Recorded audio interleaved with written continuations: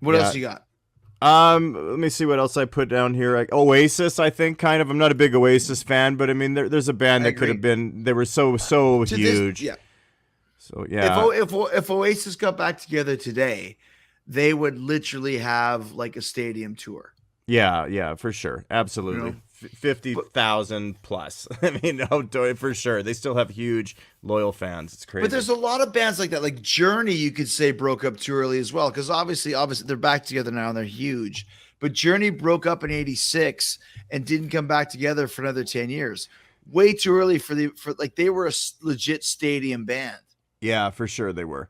Also, there's also little things that kind of bug me when I look at it because I think like Pink Floyd, like Portnoy says, Pink Floyd's still around, but Roger Waters has been Gilmore and gone Waters, yeah. since 1983, since the final cut, right? And Gilmore was the Lennon of Pink Floyd, right?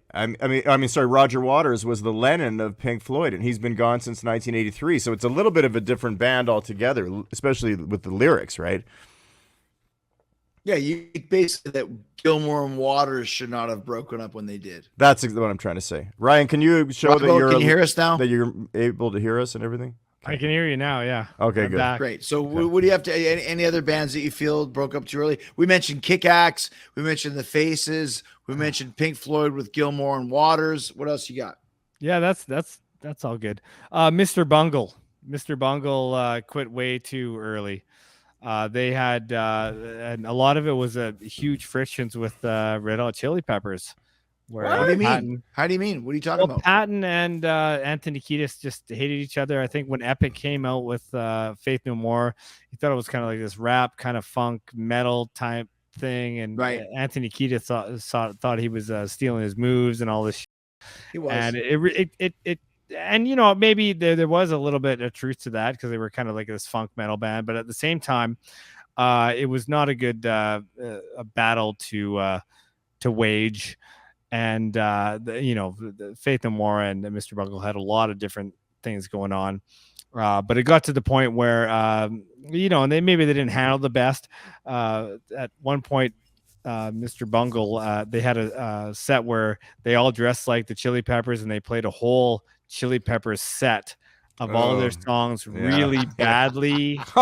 And like they just it got really kind of immature and stuff like that. But it actually did tear the band apart because Mr. Bungle was slated to play a whole bunch of huge festivals that Chili Peppers were also playing, and they just said, if Mr. Bungle's playing, we're not playing. And it's like, well, you're the huge draw. If you're not going to do it, then it's either them, those guys or you guys, and they're gone. Well, it just shows you can't fuck around like that, man. You can't pull those moves if you're gonna like say, oh yeah, f the Red Hot Chili Peppers, and like if Chili Peppers are bigger, they will pull power plays. That's just the way it goes. So hey, I'm gonna play the Kiss Cruise this year, but I'm just gonna put a whole bunch of like negative things about Gene Simmons or something. Kiss sucks. It's not gonna happen. Fuck you, Kiss, whatever. Right. We're on the cruise, but get off here. Here's another one that I have to say. There's two of them actually, and this would be the original David Lee Roth Eat 'Em and Smile band and the original Dio Holy Diver band. And what I'm saying is both of them kind of had the same thing. Dio and Roth brought this fucking crack team of killers in and songwriters too, and said, listen, I'm going to pay you, one piece of cheese. And as soon as we start playing arenas, I'll pay you 3 pieces of cheese. As soon as they start playing, up to the cheese 3. If you the same happened with Raw, same thing happened with Dio, and I don't know, fucking Frozen again, but I'm going to keep going. And the point being is that both of those bands went down when they lost their band. Skyscraper was Roth's peak. Last in Line was Dio's peak. And then they started going down. Okay, Vivian, layoff. Vi is gone. Sheehan is gone. They did not realize that it wasn't just all about Dio and Roth. It was about the band and the songwriting that contained it. Great call, man. I agree with that 100%. Yeah, for sure. Like that Eat 'Em and Smile band was just amazing, ridiculous. Like it was amazing. Skyscraper was kind of like Like I found it really interesting that Roth with 1984. They had a lot. It was one of the original. It was all originals on that album. Like Diver Down was like half covers. True Right. story.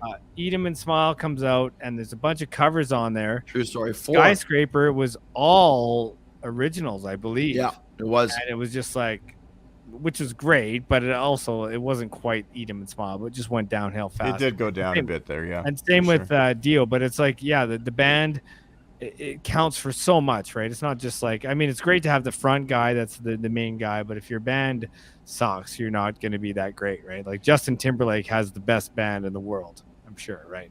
I don't know. Yeah. Well, it's the chemistry What is too, the Dio thing? The Dio thing is funny because Last in Line, Holy Diver, Last in Line, holy shit, right? And then Sacred Heart, I wasn't like, I mean, it was still really, really good, but it was kind of the skyscraper of Dio. And then Magica, f it. Well, it wasn't magical. The point was that No, they I had know, already but- realized that they weren't going to get paid the money that Dio had originally promised them, and that's why Steve left. That's why Right, Billy right. left. It's like, you guys, you said you would cut us in as equal partners, and now you're taking all the money for yourself. And this isn't like the Miles Copeland thing where like, hey, there's more money on the table. Guess what? It's Sting's fucking table. Well, that wasn't the case because Sting wrote all the songs and put together musicians. Right. Roth and Dio were songwriting with Vivian and with Steve Vai. Right, all yeah, a it was a team. package. Yeah. Right, as a team. Yeah. So when those guys left, those arena gigs went down to theaters. Yeah. Little Enough, theater. Lock Up the Wolves, theater. And Yeah, everything went down from there. Interesting. Well, what about Dreaming. Whitesnake? Whitesnake's a good example too, where that Whitesnake album was huge, and it had, the band on that album is not the same as the one after that, right? Like it slided in all of a sudden. Is Steve Vai, is Tommy Aldridge. The original one had Sykes. Sykes, John. It was all about Sykes. It was Sykes was a huge one, yeah. And Yeah, Blue it was- it Murder was- didn't really sell the amount of records that Yeah. Whitesnake did. There's also certain things too that like the years that bands, and there's a lot of bands that have reunited and they've done things, but what would a band like Steely Dan or somebody be, or Zeppelin, or Steely Dan, you've been talking about them, if they just continued on through the 80s? Because they broke up in 83 and then they got back in 91 and, never toured or anything, just did studio albums or whatever and occasional shows. So what would that kind of look like, And I wonder, the 80s could have used a bit more of that or whatever, right? So They were such a studio band anyway, like Steely Dan, though. They always had. okay, yeah.